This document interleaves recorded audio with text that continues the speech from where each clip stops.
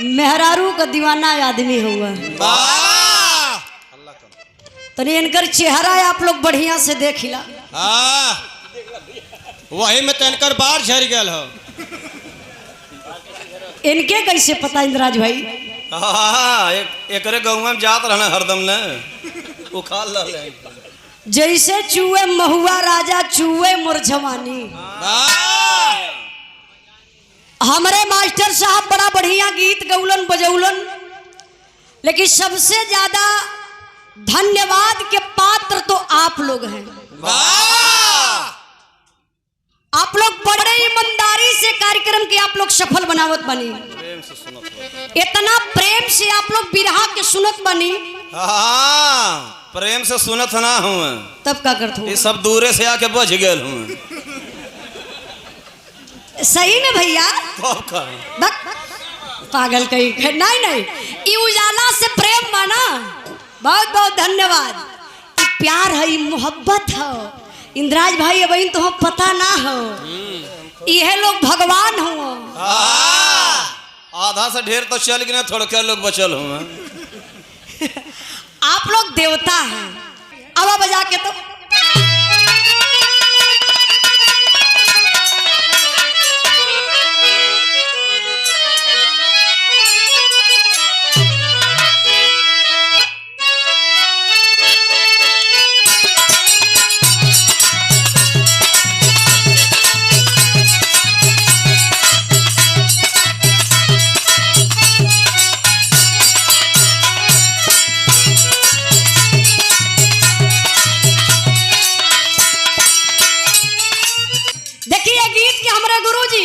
माननीय प्यारे लाल कवि जी लिखले हुआ।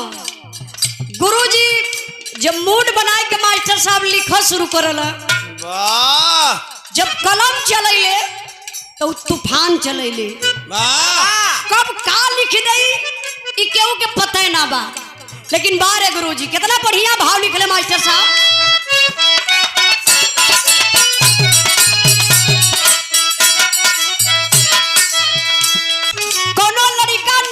दीवाना रहल, नाच के दीवाना रहल कि लवंडन के दीवाना? ये तो हमके वहां तक पहुंचना बा, मन नेटवर्क ना काम करत हो। नाच का दीवाना लड़का 3 दिन बहिन बीतल रहल। किथुआ से शादी के भइले 3 दिन, तबले लड़का उठ के सेज पर से कूद के बहरे जाए लगल। दुल्हनिया जाए के कलैया पकड़लस, खलस कोई रतिया का तोके कौन बीमारी पकड़ ले बा। तब वो लड़का बतावत बा, का बतौले बा?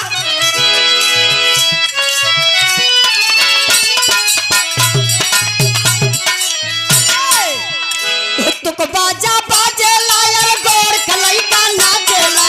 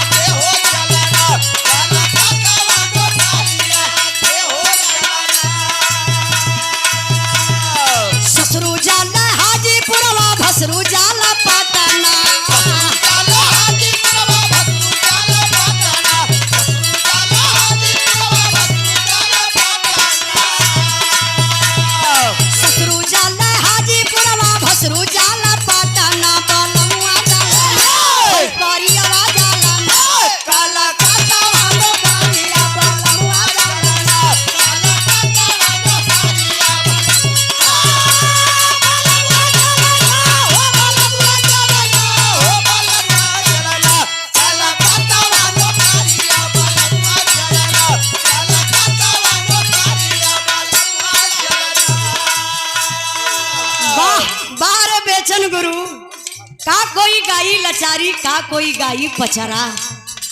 आज भी चाहे कितनो यूट्यूब का जमाना रहे, यही नवरात्र के महीना में जितना गीत स्वर्गीय बेचन गुरु का बज जाला, पचरा उतना कोई गवैया का बजत नहीं। अपना ही सवाल जवाब करके गाय ले। का गाओ मास्टर साहब? के हो भेजे साया साड़ी, के हो भेजे कंगना, के हो भेजे साया साड़ी, के हो भेजे कंगना, के हो भेजे साया साड़ी, के हो भेजे कंगना, के हो भेजे साया साड़ी, के हो भेजे कंगना, यार के हो भेजे, बोलो बोलो के हो भेजे दोनों जो बना के ढकना, के हो भेजना दोनों जो बना के ढकना, के हो